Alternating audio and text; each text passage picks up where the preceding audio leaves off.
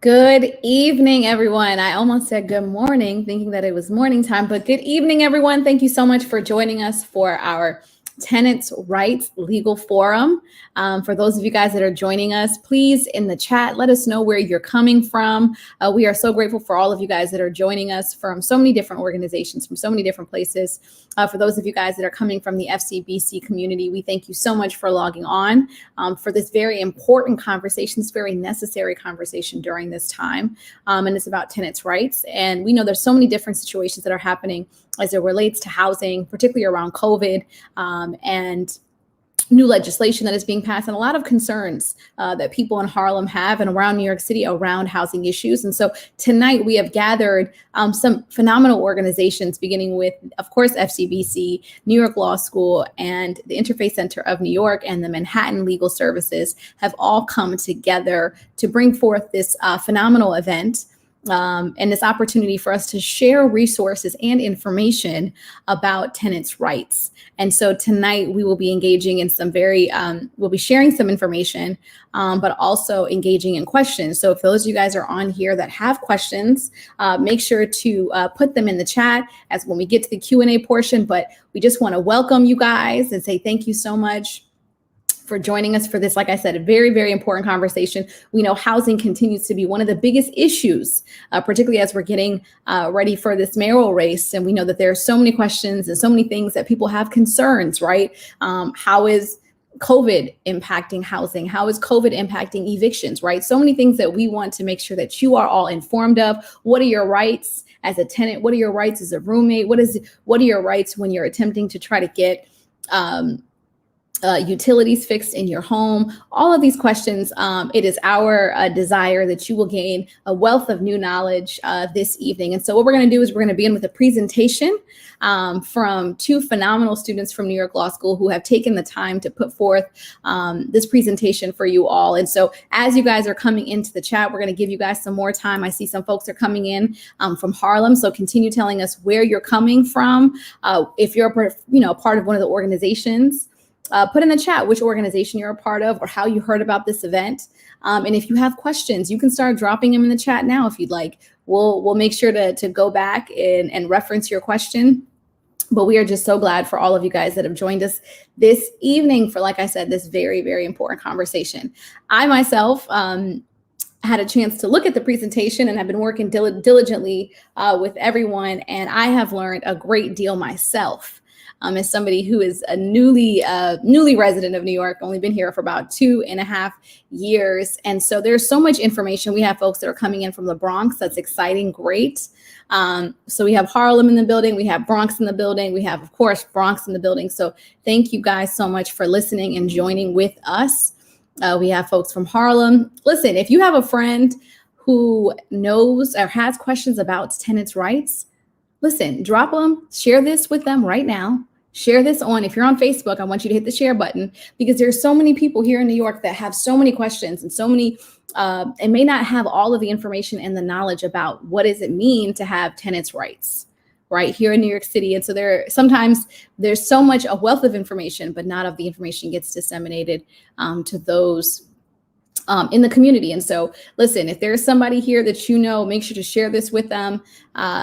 Share it on Facebook, share it on any of your platforms, and just make sure to tag people and let them know that this conversation is happening this evening. And we have a wealth of information and knowledge. So we have folks from Manhattan. Good. Awesome, awesome, awesome. So thank you guys so much for joining us. So with that, we are going to get ready to share our presentation for the evening. So we're going to start off with a presentation, and then following that, we are going to have a forum discussion with two phenomenal individuals.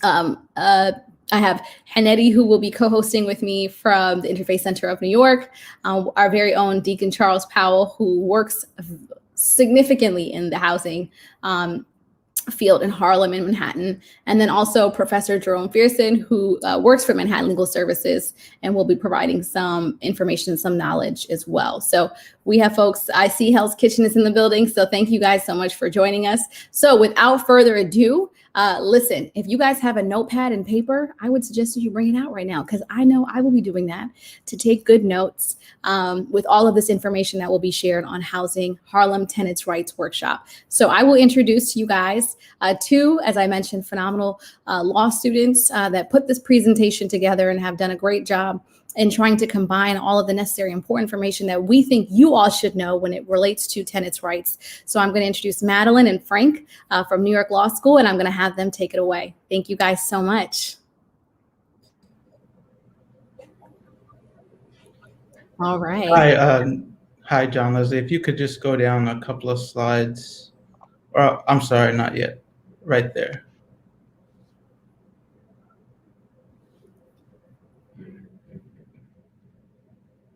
So, hey, everybody. My name is Madeline Robinson. I am a second-year law student at New York Law School.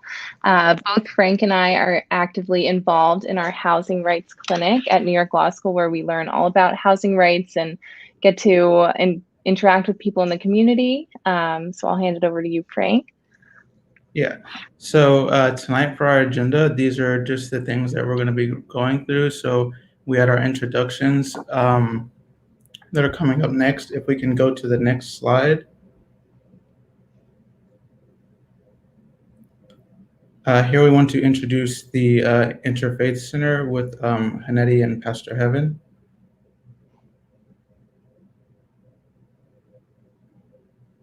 Are Hannety and Pastor Heaven on and able to do the introduction? Hi, thank you. Thank you. Good evening, everyone. My name is Hannety Dola. I am Director for Community Partnerships at the Interfaith Center of New York. And the Interfaith Center of New York works to overcome prejudice, violence, and misunderstanding by activating the powers of the city's grassroots religious and civic leaders and their communities. The purpose of this event tonight is to have faith communities have the access to their rights all across the board in terms of understanding what is afforded to them. The Interfaith Center is partnering with New York Law School on providing these legal forums and workshops all across New York City for faith communities to understand their roles and their rights, as whether they're immigrant New Yorkers, whether it's tenants' rights, whether it's how to start a nonprofit, whether it's domestic violence, and a various array of topics that we have been working with New York Law School. And tonight, we are partnering with, like Pastor Heaven had said, and Madeline and Frank and Manhattan Legal Services. So we are partnering with New York Law School, First Corinthian Baptist Church, and Manhattan Legal Services tonight for this fantastic legal forum. So we're looking forward to hearing more about it. Thank you, guys. Now, I think Professor Jerome is going to join us to talk a little bit more about Manhattan Legal Services. Hi, so my name is Jerome Frierson. I'm a supervising attorney at Manhattan Legal Services in the housing unit. I'm also an adjunct professor with New York Law School at the Housing Rights Clinic. Madeline and Frank both are students who work with me at New York Law School. Before we get started with the presentation, there are just a few things I want to discuss about Manhattan Legal Services, the scope of services we provide. So Manhattan Legal Services is Manhattan Borough Office of Legal Services, NYC. Have right now over 600 employees, several practice areas, and so the practice areas are listed on the slide. So we have consumer rights, we have employment rights, foreclosure, family law, veteran justice, project, disability, education. We have several practice areas in addition to housing. Tonight we're going to talk about housing, and I work with the housing unit. But I do want to just provide a little disclaimer that the information provided tonight is legal information. It is not legal advice. If you would like legal advice or legal assistance, I would encourage any tenant facing eviction in housing court or anyone who has a question related to landlord and tenant rights to call our hotline. Our hotline number is 917-661-4500. We do provide legal advice and representation across the city. So we have borough offices in every borough across New York City. I just work for the borough office specifically. And so again, our citywide hotline, regardless of which borough you live in, is again 917-661-4500. You can call us between 10 a.m. to 4 p.m. Monday through Friday. And so with that, I'll turn it back over to Madeline and Frank to provide legal information about tenant rights in the age of COVID-19. Okay, we can go to the next slide. We'll get started with our presentation. So tonight, first up, we want to talk to you a little bit about COVID-19 and the effects of COVID on landlord-tenant law. So in order to address some of the enormous challenges that come with the pandemic, the legislature has enacted the Emergency Eviction and Foreclosure Prevention Act of 2020. So under this act, all evictions based on failure to pay rent and for failure to vacate your apartment after expiration of the lease were halted until February 26, 2021. This law applies to two classes of cases, those for failure to pay rent and those for failure to vacate your apartment upon expiration of the lease. In the courts, the eviction cases were delayed until May 1, 2021, upon completion of a hardship declaration form, which we'll talk more about. But first, I want to add a clarifier. So there is an exception to the new law. So while these cases that I mentioned for non-payment and holdover, those are the failure to vacate cases. While those have been suspended, other cases that involve specific objectionable conduct and allegations of nuisance are allowed to move forward. But you should know that if you find yourself in one of those situations, you will be entitled to a free lawyer. So please reach out to LSNYC to schedule an intake, because those cases, they still won't be allowed to move forward unless you have received your lawyer or you have declined to elect for the lawyer. And so another couple of important points. Your landlord is still able to collect rent as scheduled at this time, as there is no automatic rent cancellation, even if you do complete the form. You should still be trying to save up for your rent, because your landlord can still bring a legal action against you in the housing court to recover the unpaid rent after May 1st.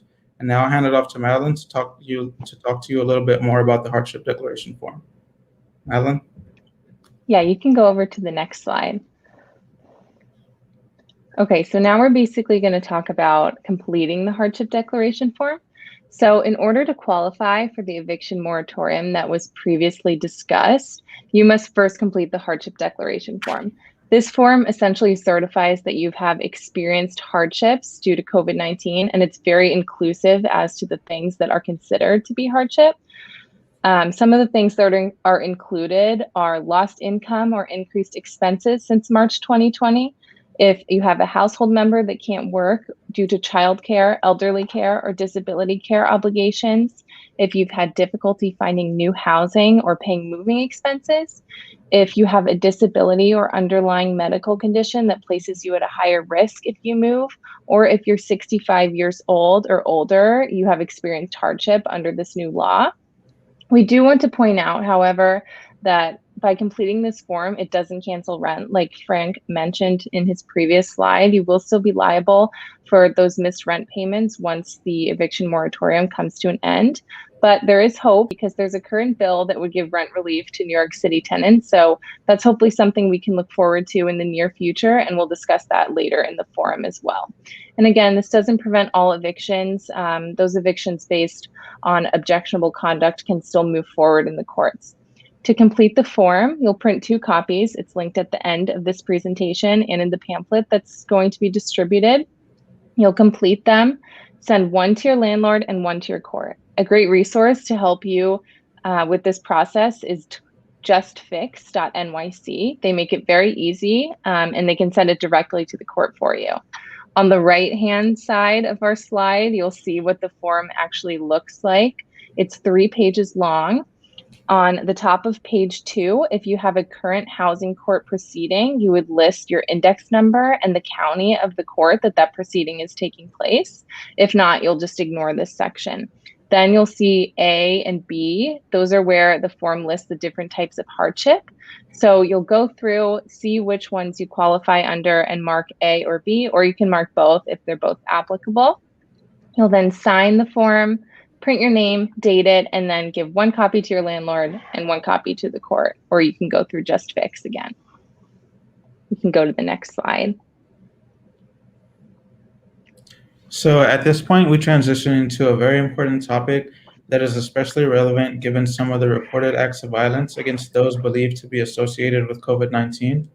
So New York City human rights law makes clear that harassment and discrimination on the basis of race, national origin, age, and disability, including having COVID-19, is illegal. So importantly, under the human rights law, infection with COVID-19 is now protected as disability, and this means that your landlord must make reasonable accommodations as they would for anyone else with any other disability. And just to be perfectly clear, it's illegal for your housing provider to harass or discriminate you based on the presumption that you have contracted or are more likely to contract COVID based on your race, national origin, or any of the previously listed factors. If you feel you are being discriminated against, please contact the New York City Commission of Human Rights to report this conduct. And now, Madeline, will talk to you about roommates' rights.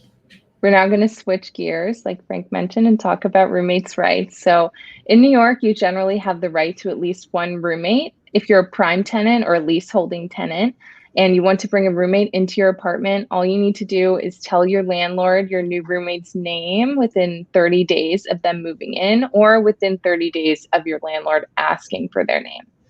As a prime tenant, you can have an immediate family member and one other adult and that other adult's dependent children live with you, but this does not apply to all leases. Specifically, it doesn't apply to Section 8 housing, public housing, or SCREE. When you bring in a new roommate, your landlord cannot screen them. So this basically means that they can't run things like a background check or a credit check on your new roommate. However, if you do eventually want your roommate to move out, you may have to go through the eviction process. So check the housing court's DIY interactive roommate holdover paperwork if you find yourself in this situation. As a roommate, you also have rights. You have the right to be in your apartment if you've been there for 30 days or more, or if you've signed a rental agreement, or if you've ever paid to stay in that apartment. This even applies if your name's not on the lease. So if your prime tenant wants you to leave, they cannot just change the locks on you or throw you out. They must evict you. We're now going to talk about how to break your lease or end your lease before the expiration of lease term. It's important to remember that right now you will not be evicted if you cannot pay your rent. So if this is why you're considering breaking your lease, don't worry. You can continue to stay in your apartment without fear of eviction. But if you do now or in the future feel as though you need to break your lease, there are a few ways that you can do this. By far, the easiest way to leave your apartment before the expiration of your lease term is to talk to your landlord directly and try and come to an agreement. This can prevent a lot of potential conflict down the line. But if you can't, there's still ways to end your lease before the end of lease date. I'm going to talk about each way very briefly. So the first is called constructive eviction. This is essentially where a tenant is forced to leave their apartment before the end of their lease because of dangerous conditions that make the apartment unlivable. The next is called abandonment. This happens when a tenant intends to abandon their apartment and indicates that they have no further interest in the apartment at all. Domestic violence victims can also terminate their lease when an order of protection has been issued by a court, and that court orders a 10 days notice to the landlord that you will be leaving your apartment. They must grant this order if there is a continued risk of harm to the tenant or the tenant's child if they remain in the apartment. The tenant sought the landlord's approval to terminate their lease, and it was denied, and that the court finds that you're acting in good faith by making this request. Additionally, if you're in the military or you're called into active duty, you can terminate your lease under certain circumstances. And if you're a senior citizen, you can terminate your lease if you're entering into certain healthcare facilities, adult care facilities, or housing projects.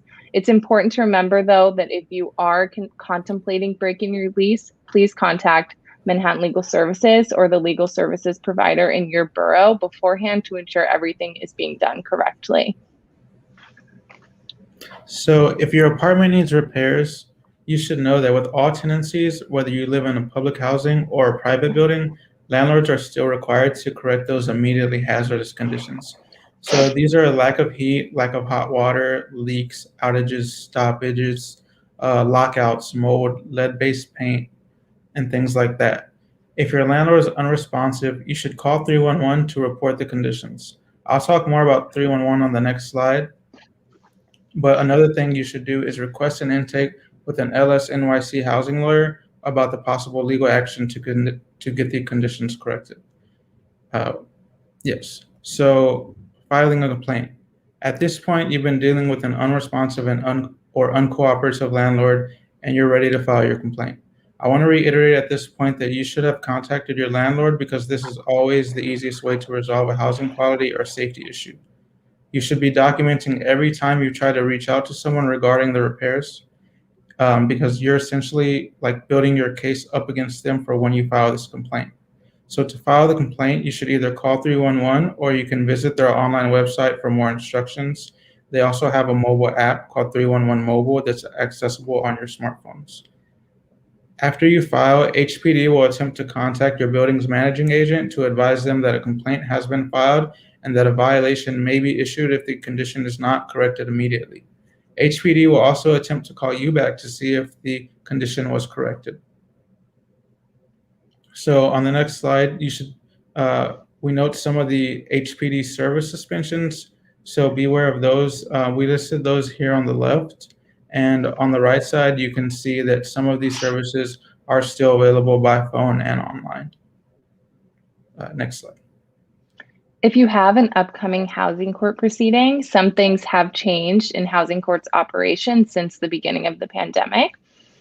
Importantly, limited in-person court operations have resumed, and the emergency parts of the court remain open to hear those emergency proceedings that we discussed in the previous slides. All appearances, however, have remote options. So if you do not feel comfortable going into court, which is completely understandable, you can attend your hearing over Microsoft Teams by calling in or joining with video on your smartphone or computer. If you do plan on going into court, however, the court has taken various safety precautions to prevent the spread of COVID-19. They will ask you to wear a face mask. They'll screen you for COVID-19 symptoms upon arrival. They'll ask you to social distance. They will provide you with hand sanitizer and have been partaking in enhanced cleanings, and they've limited their hours of operation. If you need general information about the court, you can find this online or over the phone. The number is listed below, and if prompted, the agency is New York Courts Housing Court Division. If your landlord refuses to make repairs to your apartment, you may find yourself in need of filing an HP action. A housing part action, or an HP action for short, is a case that you file against your landlord when they do not make repairs or provide certain services. You're essentially asking the court to force your landlord to provide those repairs or services. There are a few initial steps you want to take before filing. The first is sending a letter by certified mail to your landlord listing the requested repairs. You're then going to call 311 and make a complaint with HPD. To begin filing, you must first ensure that one of your complaints is in relation to the conditions that housing court is currently hearing. If it's not, the housing court will not hear your case at this time. The types of cases that the housing court is currently hearing includes lack of heat or hot water, mold, if you have mice, rats, or cockroaches, or if you're being harassed by your landlord. You're next going to get the forms and instructions on how to file an HP action from the housing court clerk. And to begin filling out the documents, you will need to find your landlord's correct name and address. This cannot be a PO box, so make sure that you're suing the building owner. Then you will fill out on the correct forms listing all needed repairs. These can be needed repairs in your apartment or in the common areas of the building, and return the papers to the court clerk. The court will reach out to you to schedule an inspection so they can come in your apartment and see what repairs need to be done. And in the meantime, you can begin to gather documents showing that the services or repairs have not been provided. This could include pictures of what needs to be fixed or dates that you requested repairs from your landlord, things of that nature. A great resource that we mentioned before is justfix.nyc. They can complete many of these steps for you, and it makes the process really, really easy. And also, housingcourtanswers.org is another great resource. They walk you through step-by-step, answering many commonly asked questions along the way. So if you find yourself in need of filing an HP action, make sure you check those two things out. You can go on to the next slide. So we listed a couple more resources on this slide. We just talked about Just Fix and Housing Court Answers. So another one is the ABCs of housing. They basically provide a guide on safety conditions in apartments and they provide instructions on how to file a complaint with HPD, which is really useful. And again, Legal Services NYC, whichever provider is in your borough, is a great resource you can always reach out to. There's so many lawyers that are willing to help you and excited to help you. And all this contact information is going to be listed in the pamphlet that has been provided. So now we're going to turn it back over to Pastor Heaven. Thank you guys for sitting through this presentation, and I hope it was really helpful. Thank you. Thank you guys so much. Thank you so much to Frank and Madeline. That was great information. And I hope that those of you guys that had a chance to watch the presentation have taken down some questions. I don't know if Frank and Madeline, you saw that there were some comments and people were affirming that this is great information. So thank you guys so much for sharing it. And then I also believe Frank and Madeline, you guys have created a document. And so we will make sure to make that available. But if there are those of you guys that would like it, it's a condensed version of the PowerPoint presentation that has a lot of information. So Madeline, if you want to share a little bit about that pamphlet and what it entails. Sure. So on that pamphlet, you can basically find all the key points from our presentation, along with all the contact information for every service that we mentioned and every resource that will be helpful for you. We know this is a lot of information to take in a very short amount of time, and we didn't want you to be scrambling to write numbers down or things like that. So just refer to the pamphlet, and in doubt, refer to the legal services provider in your borough. Awesome. So with that, we will begin and we will go to our forum, and Madeline and Frank will join us a little bit later for the Q&A portion. So like I said, for those of you guys that have questions for Frank and Madeline, make sure to write them down. Thank you guys so much.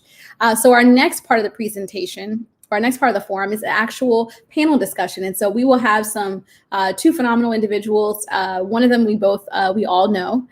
So I will invite Professor Jerome and Deacon Charles, and then my co-host who will be facilitating with me, Hennedy, also, who you just had a chance to speak with. And so before we begin the conversation, I want to give Hennedy an opportunity to recognize two of our co-sponsors for the evening. Other faith organizations that have partnered on to put this panel, to put this entire event together. So if you could just share who our co-sponsors. Thank you, Pastor Heaven. Yeah, I'd like to recognize the St. Mary's Episcopal Church in Manhattanville, as well as the Mosque of Islamic Brotherhood that is also in Harlem. They've put their efforts into spreading the word about this event tonight, so we're lucky to have them here as co-sponsors. Thank you. Awesome. So without further ado, I'm excited. I want to see this as an informal conversation. So please, both Professor Jerome, Hennedy, and Deacon Charles, feel free to we're just having a conversation that's going to be building from what we just had a chance to see in the presentation, but also talking about some of the things that around legislation and policy issues. Updating the folks about what is happening right now. So Professor Jerome, I want you to give an opportunity, if you can, just share a little more about the work that you do at the Manhattan Legal Services. And what are some of the, I would say during this past year, what are some of the biggest issues and cases that you guys have seen at the Manhattan Legal Services, and how have you guys been able to kind of support the people that are coming to, that need your assistance? Sure. So, again, my name is Jerome Frierson, supervising attorney of the housing unit at Manhattan Legal Services. I lead a team of 3 lawyers and 1 paralegal, and we all do exclusively housing cases. We represent people facing eviction in housing court at 111 Center Street, but as Madeline and Frank shared, everything is virtual. So whenever I appear on behalf of a client facing eviction, I'm speaking to the judge using Microsoft Teams, which is a platform similar to Zoom. And I think what I've seen over the last year is we have more recently represented tenants facing eviction based on objectionable conduct. So as Madeline and Frank shared, there have been several state and federal moratoria that have delayed eviction up until this point. So no one has, most people are not actually being evicted in New York City. Tenants, eviction proceedings are not actually moving forward so long as tenants file their hardship declaration forms. But objectionable conduct is the exception. So in those cases, judges are still hearing, both tenants and landlords with respect to those issues. So in other words, what does objectionable conduct mean? That is, I'm working now, allegation that my client is hoarding. So that's an example of objectionable conduct. So this case is moving forward. The judges are listening to our arguments. We're able to file motions, but luckily trials haven't been. So the cases, technically, even though the cases are being heard and we are settling many of our cases, no one is really being evicted right now. So that's the good thing. Unfortunately, I do see housing courts slowly starting to reopen. So May 1 is going to be a big day for housing practitioners to see horizon, both holdovers and non-payment cases that might start to accelerate. So that's what I've seen over the past year.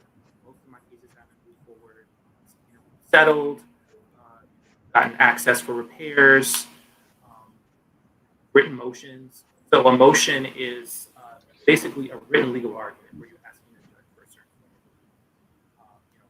thing. I've actually gotten cases dismissed during the pandemic. So that's happened. I've been able to settle cases and get them dismissed that way. But I've also written motions saying, Judge, this case needs to be thrown out because this case has absolutely no merit. Dismiss this case without a trial. And so I've been successful in doing that. But May 1st is going to be. Thank you so much, Professor. If you also just let us, the audio was a little bit in and out, so just coming closer to the mic because I know you're having some audio issues. So just I know it's tough, but I think we can definitely hear you a little bit more when you're a little bit closer. So I think just from what I've heard, what I had a chance to hear you say, thankfully right now there's obviously not a lot of evictions, so you're not having to, you've been working with a lot of your clients, but May 1st is going to be a big day because the moratorium will be over at that point. And so a lot of individuals who have not been able to pay rent will be put in a very tough position. And so that is a great, so would you suggest that people reach out now if they know that they will not be able to pay back their rent from May 1st? Absolutely. They should reach. A first step is to file the hardship declaration form to stay all eviction proceedings through and including May 1st, as was shared by the students. But then second step is, yes, call an attorney, call my office. If you're Manhattan, someone from my office can provide representation.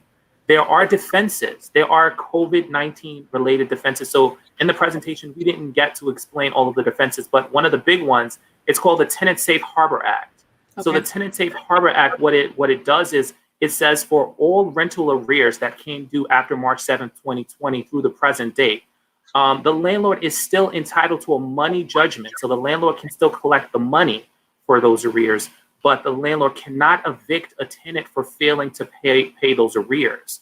So that's a big deal. Before the pandemic, the landlord is entitled to both a possessory and a monetary judgment. When you don't pay your rent, your landlord can not only, kick you out of the apartment, recover possession of the apartment, but after they recover possession, after the person is evicted, they can also go after them for the money that wasn't paid. But that changed during the pandemic. There's the Tenant Safe Harbor Act that still entitles the landlord to the money that they're owed, but they can't evict anyone who had challenges, financial challenges during the pandemic and couldn't pay for that reason. So yes, call a lawyer.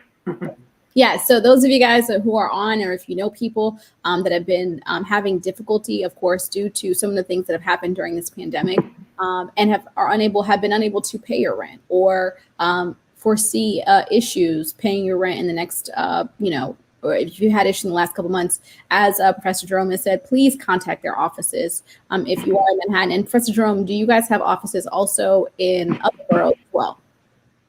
Yeah, so we have offices in every borough across New York City. So in Manhattan alone, we have four offices. I'm in the East Harlem office. We have, an office on 125th Street. We have an office in Tribeca and an office in Inwood, Washington Heights, in Manhattan.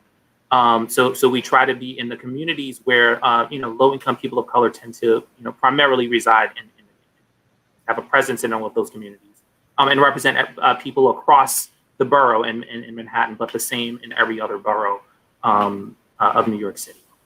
Awesome. So the phone number that I provided earlier will connect you to our central hotline, our citywide hotline, and it's flashing across the screen now. You'll speak to an intake paralegal who can connect you to the borough office where advocates are available to provide more information. So that was really good. Thank you so much, Professor Jerome. And I'm going to kick it over to next to Deacon Charles But for those of you guys, as Professor Jerome mentioned, he talked a lot about you said the Tenant Safe Harbor. It's called the Tenant Safe Harbor Act. So if you have, had issues with paying your rent, but in this go around during the pandemic, Professor Jerome, from my understanding, is that you're saying that people can still stay within their apartment if they've had financial issues. They won't be necessarily evicted, but that the tenant or that the landlord can still receive the money that's been owed from the months of the rent that haven't been paid, but the individual will not be evicted. Correct? Right, exactly. Okay, awesome. Okay, so with that, I just want to give Deacon Charles an opportunity. Deacon Charles, you've done a lot of housing work in Harlem, and so could you just share a little bit about the work that you've done, what are you currently working on with around housing issues in Harlem and also in New York City as well? So, hi, good evening, everyone. So I chair the Housing Committee of Manhattan Community Board 10. And I just wanted to comment on, first of all, I just wanted to thank Professor Jerome and the entire team from New York Law School for the tremendous presentation and the great information. And I hope that we can even provide a link to that important brochure. That information is empowerment, but it's like when Professor Jerome was talking about Safe Harbor, they have provided this evening safety nets. So thank you, for being able to do that. I just wanted to comment on the fact that, I've chaired the Housing Committee for almost 5 years now. And I just wanted to make sure that everyone, that we say what everyone has already been thinking. Even prior to this pandemic, there was a tremendous housing crisis, not just here in Harlem, but throughout Manhattan, throughout all of New York City. It's interesting that people have been, especially here in places like Harlem or in Bed-Stuy or Astoria, they like to use the word, I call it the G word, gentrification. But the most dangerous word, which is what Professor Jerome and his team and others have been, addressing here this evening, is the D word, and that's displacement. I mean, we have to deal with the reality that the pandemic within the pandemic is housing. And, I can't tell you, the number of persons who have been rendered homeless out of fear, meaning that they couldn't pay their rent. No proceedings were brought against them. But I get calls every day about people who have left their homes, who have left their apartments, just out of fear of what may in fact be coming. People are fearful of this process. So fear, has really been a big part of the pandemic. Mental distress, there is a human aspect to this entire housing situation. It is a human, dilemma that we've been confronted with. And that is people worry, people get stressed out. That's, the increase in the amount of domestic violence and public safety issues are directly related to this housing pandemic. So the solutions that, Professor Jerome and, Manhattan Legal Services and, New York Law School has offered us today is a way of also addressing those things. So before we get into some of the particulars, I just think that it's important to talk about the human aspect of what it means, to be in fear, of losing your home. And that's not just residents who are renting, that's co-op and condo owners, and that's private homeowners, who just really feel they don't have a way out. So thank you, Counselor, for really showing us, in this presentation, that there are some remedies and there are some defenses and there are some things for us to do. So I don't know whether, I should go into that now, but part of what we discussed in preparation for this evening was just talk about some of the legislation. Hannity, I don't know if that's something we should do now, or, I would love just to share a little bit about what has been happening over the past year. Sure. So Professor Jerome, talked about, and some of the colleagues at New York Law School talked about some of the legislation. So there's no question that critically important, stoppage of evictions, that particular, thing has been helpful. But again, that hasn't helped with some of the other things. So the good news is that further help is on the way. So the New York State Senate and Assembly have passed a bill, that actually, if I can just go through some of the facts of it, I think it would be significant, but I purposely did not ask for a slide to be shared or this information to be published yet, because this 140-page bill is sitting on the desk of, Governor Cuomo as we speak.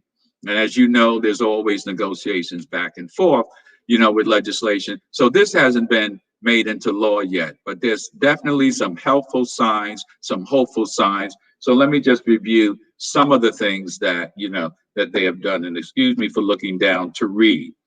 So we have $2.4 billion in COVID-19 emergency rental assistance, that is part of this new bill. And what that provides is 12 months of rental arrearage. And of course, the devil is in the details. So we'll go into later on about what some of those qualifications, just as the presentation indicated, that COVID-19,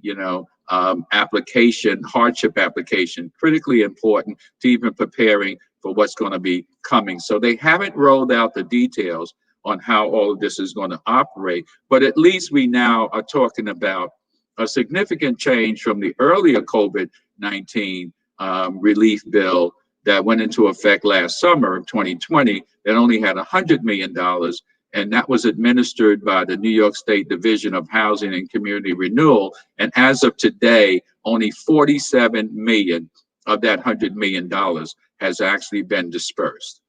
So now we have the 2.3, billion. The other good news is that while there will be some preferences to those mostly in need, the hardship cases, and that's why it's important to fill out that hardship form, they're going to prioritize the hardship cases. And then you get into something that's, I don't want to make it too complicated, but it's something called area median income. And that's how they judge, how much you make and how it compares to, the others. But it's going to start with a 50% area median income. And that's going to make it at least, affordable for those who, in terms of eligibility. So, and that goes all the way up to 120.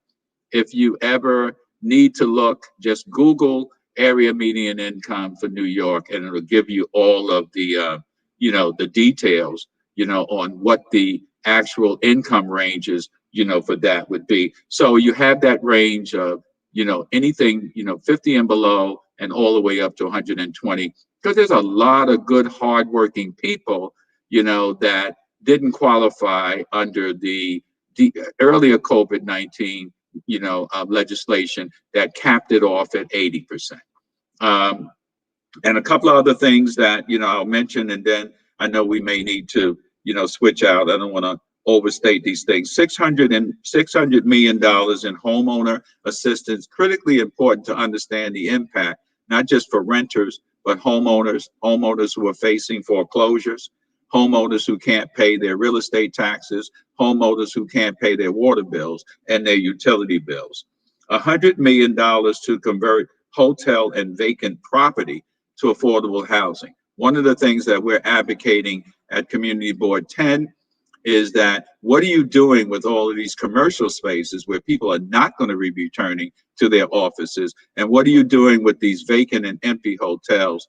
Not just to put homeless people there, but to provide permanent affordable housing. The operative word is we want permanent affordable housing. We don't want short-term, housing.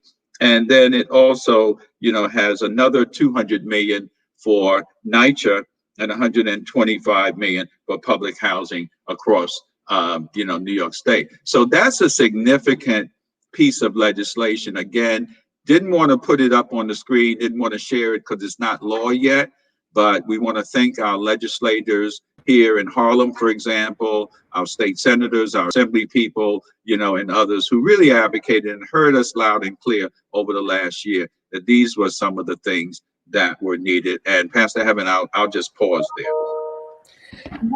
No, Nettie, go ahead. Yeah, thank you. No, I just want to take a moment and backtrack onto what you were talking about, the human emotion and how we are as humans. I wanted to ask you a question. How would you advise people who feel they are being bullied by their landlords into, whether it's paying extra rent or doing certain things? Like, how would you advise them to move forward if they feel they are being bullied and put into a corner to, because of the pandemic, because of everything that's happening? Landlords are fighting for their rent. Tenants may have issues paying rent. How do you find the balance, and how would you advise tenants that are feeling that they are being bullied by their landlords, and how to move forward and do those things? Great question. In addition to, and that's why I complimented this forum this evening, to put that number on the screen, that hotline number, that 24-hour hotline number is critically significant because, of course, it's important to get counsel. And that's part of the disparity. We talk about the disparities in health. We talk about the disparities in education and access to, a number of other things, the disparities in public safety. But you cannot dismiss the fact that there's also a disparity, in terms of the ability for people to have access to legal counsel. How many times have I gone to housing court and the majority of the people are self-represented? So the fact that you've given all of those great pieces of information on how people can gain access to legal services is significant. And the other thing that I always recommend, and we do this as part of the community board, keep in mind, anyone who lives in, let's say, a multiple dwelling, talk to your tenants, organize.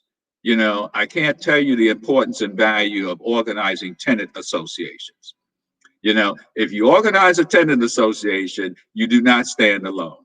And tenants acting together collectively. And then you go from that tenant association to the block association and the neighborhood association. And before you know it, you've built up, the kind of resources that can fight any individual landlord, any individual developer. Organize, use those old-fashioned way, knock on those doors and really talk to people about your collective goals and objectives and the collective thing. So if you have a mouse problem in one apartment, you got a mouse problem in the entire building. If you're not getting heat in one unit, you're not getting heat in all the units, so organize, and certainly, so get good legal representation, but also, take advantage of the fact that you have power, and the power of you individually and the power of you collectively can defeat any landlord. And I hope that, I know some people have done that already, but if you haven't, start tonight. Organize your tenant association, and organize your block association, and get ready to fight this battle that our professor talked about is coming on May 1st.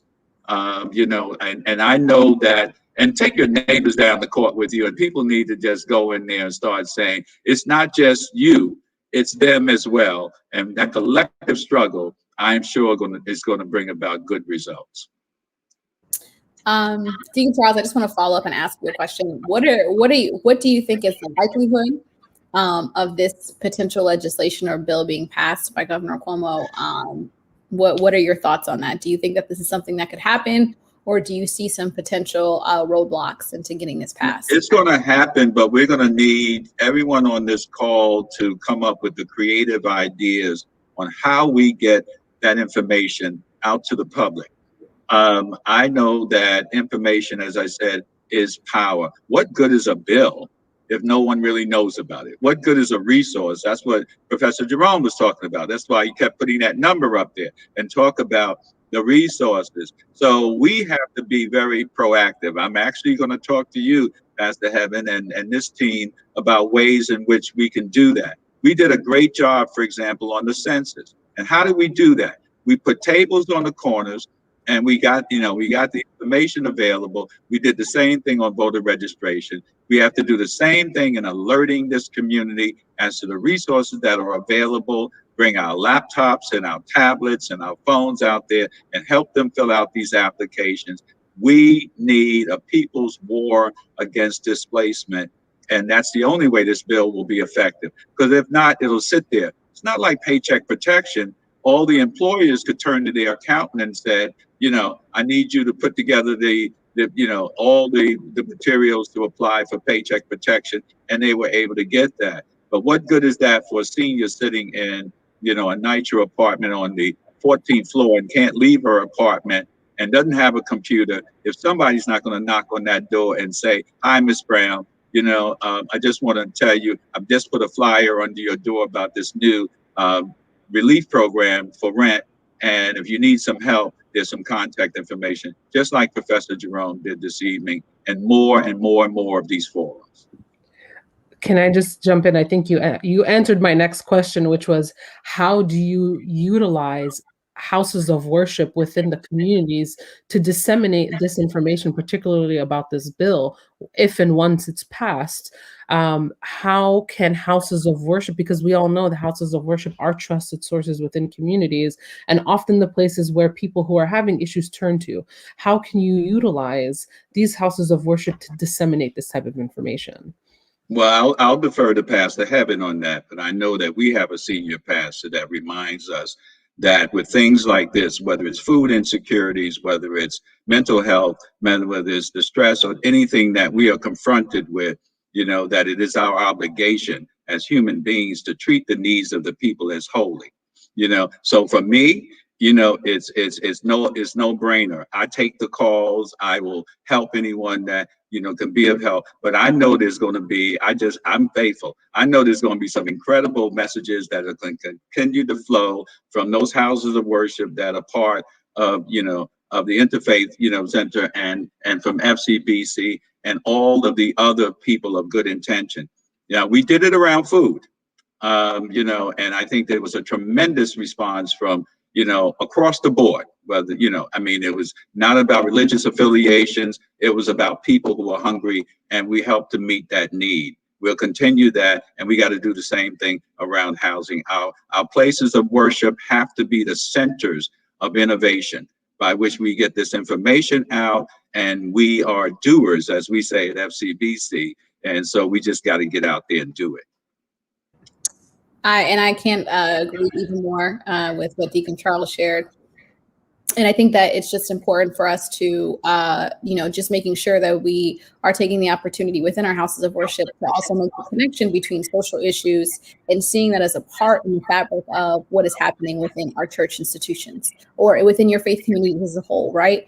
So any of the social issues that are happening, because they impact, as Deacon Charles mentioned, the needs of the people, they are considered in many ways holy to your community.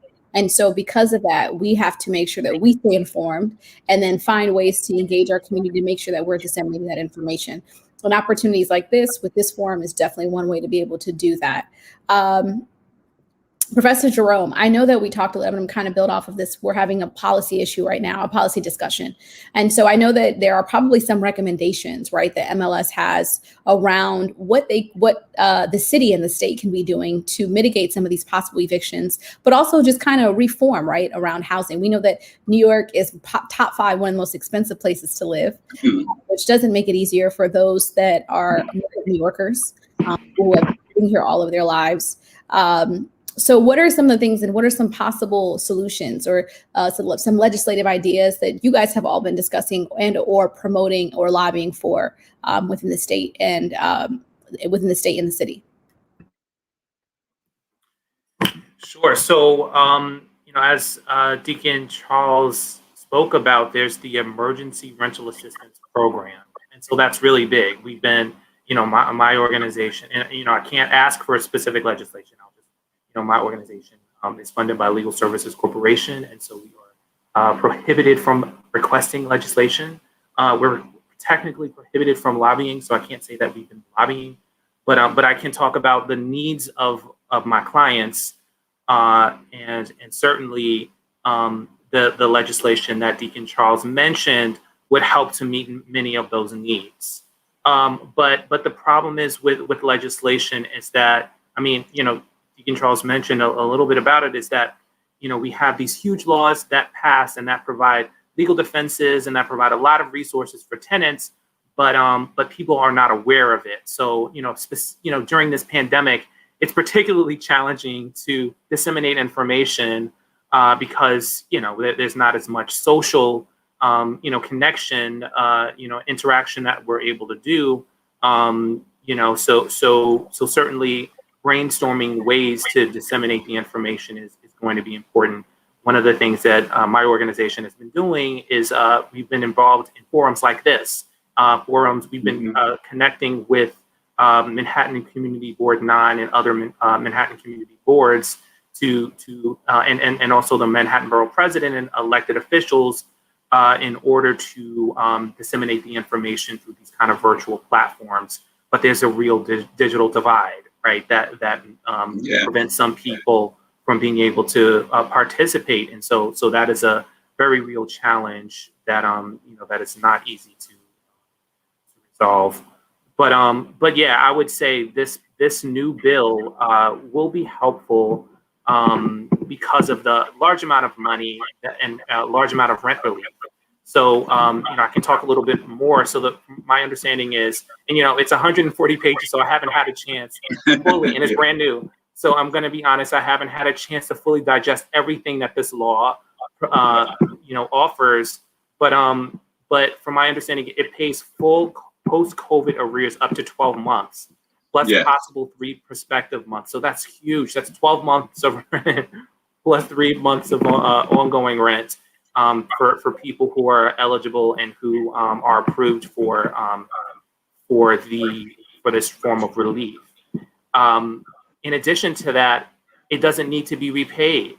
So that's also huge with a one-shot deal. So prior to the pandemic, if someone is facing eviction for non-payment, they can go to HRA, Human Resources Administration in New York City. They administer welfare benefits such as SNAP, public, and other public benefits, but they also provide one-shot deal rental assistance grants for people to pay back rent. And so, but those they're grants, but also loans. So depending on circumstances. If someone is, for example, on SSI, they probably don't have to pay it back. But if you do have an income and future ability to pay rent, then you have to pay back the loan. So this bill wipes that out, that requirement out. You won't have to pay. They'll pay 12 months of rent, no repayment required. Another big piece of this legislation is that they don't have to check for immigration status. So that's another thing with a lot of public benefits in this country. Unfortunately, you have to be a citizen in order to get the benefit, and that requirement does not exist through this law. And then additionally, so a big thing that I have to do with non-payment cases is I have to negotiate for additional time. So I'm in court. I want to settle a case. I want to get my client to apply for a one-shot deal, for example, pre-pandemic. I have to ask for, the landlord to agree to delay the case 30 to 45 days so that I can apply for the one-shot deal so the rent can be paid. That's, that's before the pandemic and before this law. But after this law, upon the submission of an application, the case is delayed 30 days automatically. So I don't have to negotiate and, show the landlord my leverage, argue before the court to get a stay. Automatically the non-payment case will be stayed once someone submits an application for the relief.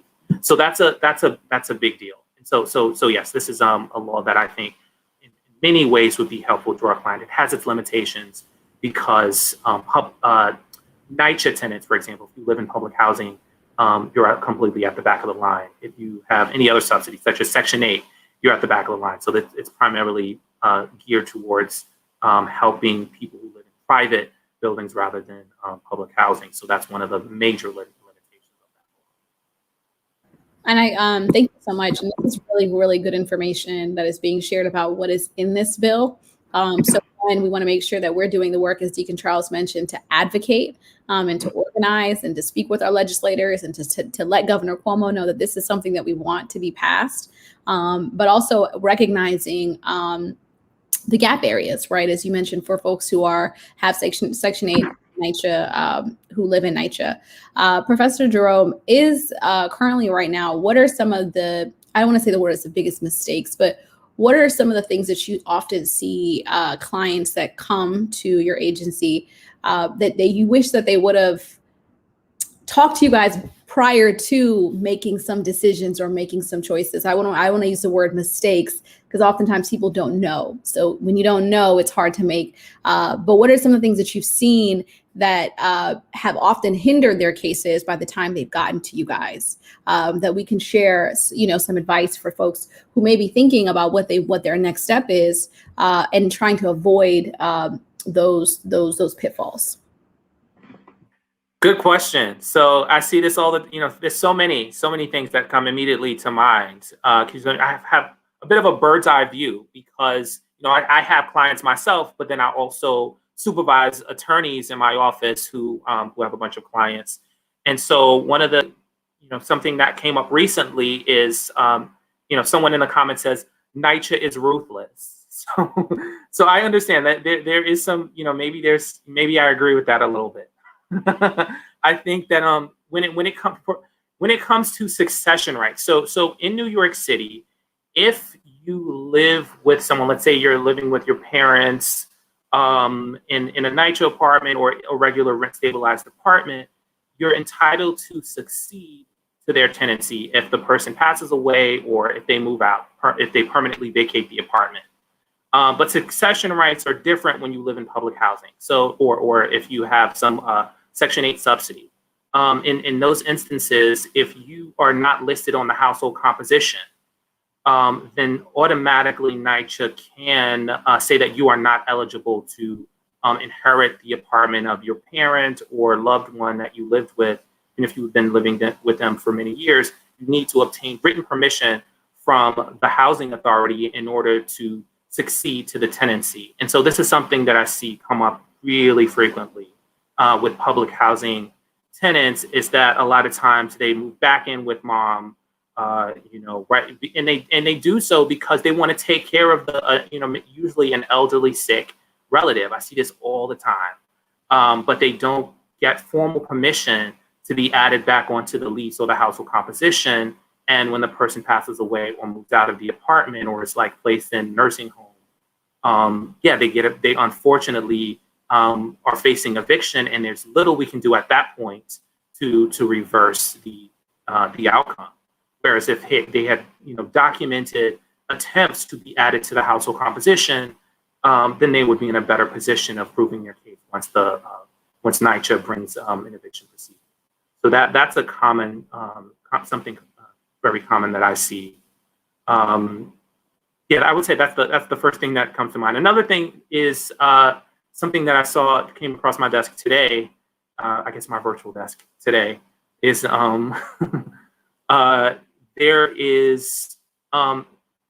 are people who are moving out who are not able to afford to continue paying rent. And so what they do is they sublease the apartment. So this is another thing. You can sublet your apartment, but you need to get written permission. It's just a matter of you really inform your landlord, speak to your landlord. And if you are uncomfortable talking to your landlord about a big step that you're about to take, talk to a lawyer first before making the decision. Because, you know, if you illegally sublet your apartment without getting written permission, then you're putting yourself in jeopardy of actually getting evicted. Whereas if you inform your landlord, you know, when you do so in writing, you know, you're in a better position if the landlord unreasonably objects to the sublease. So those are two big things that I've seen recently. That's very, very good. Thank you so much, Professor Jerome. Those are very good points. And so I hope you guys are taking notes based on the information that you shared. I know, Deacon Charles, you wanted to ask Professor Jerome a question, so I'm going to kick it off to you. Yes, I'm so glad you're speaking about NYCHA. One of the things that, whether it be in my role as, you know, as a deacon at the church, where many people will come to me, but also, you know, from the community board's perspective, and that is the tragedy associated with actions being brought against NYCHA residents, let's say when members of their family, you know, are convicted of certain criminal offenses, and they are then told that either that member cannot live there any further, and we're talking about 16s and 17-year-olds, or they could face, you know, eviction. Can you just talk a little bit, Professor Jerome, about some of the things that are going on? And I don't know whether there's any protections that have come about from COVID or otherwise, but I know that was a real crisis situation for lots of people, especially since they didn't distinguish from low-level, you know, offenses, you know, to higher level offenses. And I've just had so many people come seeking legal services that are saying, I got a notice, I'm in violation, I can't let my grandson come back, you know, he's just getting out of Rikers and he has no place to go. Can you talk a little bit about that? Yeah, so this is another, you know, unfortunate rule that NYCHA has. It's non-desirability. So if someone is convicted of a crime, then felony, depending on the type of crime, I mean, even if they're accused, they're just arrested, NYCHA can evict the whole household if the tenant of record does not permanently exclude the person who, you know, who has been convicted or who has been arrested of a felony crime. And so, you know, I have had the opportunity to represent someone in this situation. You know, but yeah, I think this is a racial justice issue, actually, in my perception. You know, and it's difficult because it's a federal. This is like a federal lawsuit would be necessary in order to challenge this. You know, these rules. But I do think that NYCHA is trying to. They've heard us. I think you know, my organization, similar to mine, have for many years taken issue with these rules, and so they do have programs that are meant to be kind of taken into consideration the fact that, you know, people may have been arrested, they may have been convicted, but they may have had an opportunity to reform or to you know, to you know, not return to whatever criminal act they were accused of committing. And so yeah, there is an opportunity at an agency hearing to be heard regarding those issues.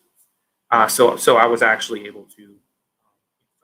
One of my clients was going to be evicted because yeah, he lost at his hearing. I appealed the case in Supreme Court. I filed an Article 78 proceeding.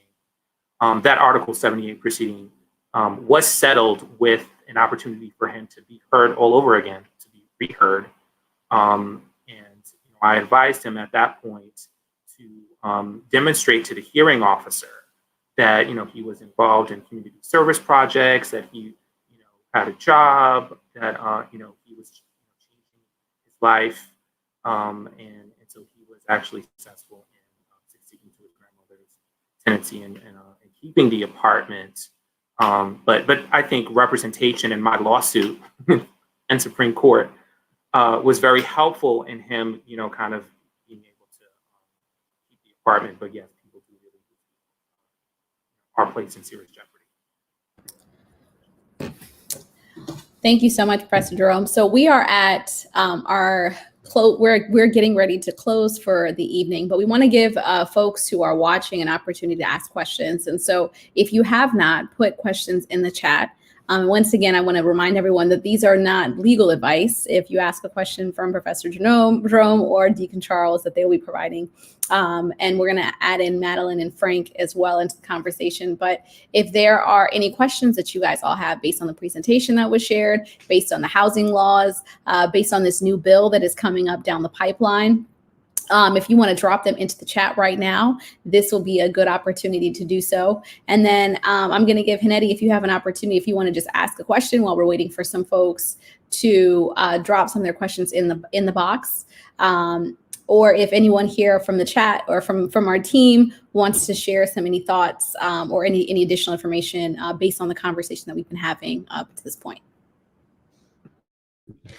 I just wanted to thank everyone for all the information that was shared tonight and the opportunity for the audience participation. I want them to just kind of reiterate what Pastor Heaven said, take advantage of this opportunity for some advice that is legal, but it's not legal. It's not a legal consultation. So it is just free advice that's happening right now. So, take advantage. I know there are some questions. I've seen some really fantastic questions in the comments.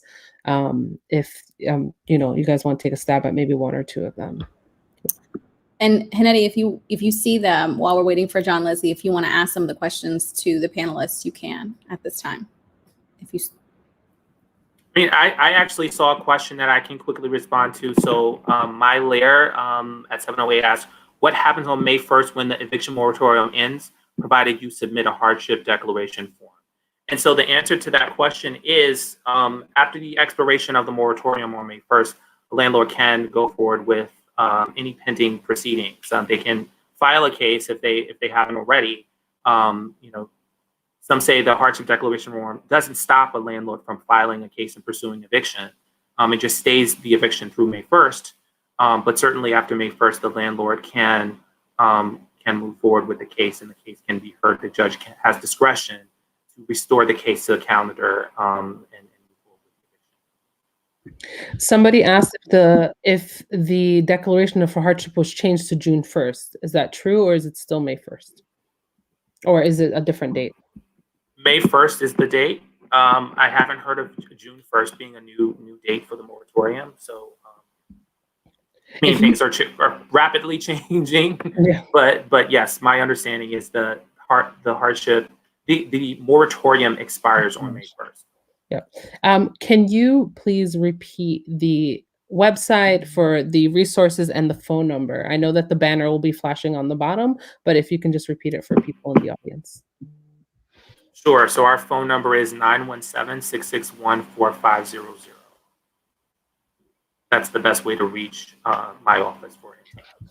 I see that Love Stacy Peace is asking, where can I apply for the hardship declaration?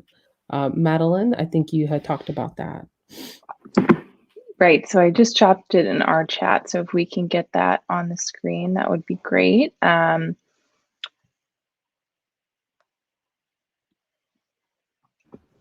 It might take a second, but you can just tell folks like the general website, which is www.nycourts.gov. And so actually, I don't know if we can probably put that in the chat on the Facebook chat. Yeah. You can be able to click on that link. But that is where, perfect, right here. So that is where you can get the housing hardship declaration form.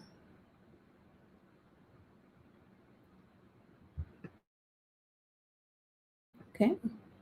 And Hennedy, are there any other questions that are coming up on the screen that you see? No, just lots of thanks. Okay. I think we did a very good job of being able to kind of do a comprehensive presentation and being able to share a lot of the information. I know a lot of the specific questions that people want to ask, we want to make sure that they hold it off for when they call New York Manhattan Legal Services and are able to get those questions answered and those specific questions. So we just want to encourage everyone to make sure, if you have not, write this phone number down so that you can call the number starting tomorrow, anytime this week, to be able to kind of get connected and be able to share your specific story so they can kind of figure out how to best support you. Professor Jerome, before we close, I know you and I have had a chance to talk on as a sidebar, but what are resources that Manhattan Legal Services has for folks that are commercial tenants? So we do have an economic justice project. So again, I would say I would refer everyone with any kind of housing question or any kind of like, if it's if it's within one of our other practice areas, so in addition to housing, we do family law, we do many different areas of law.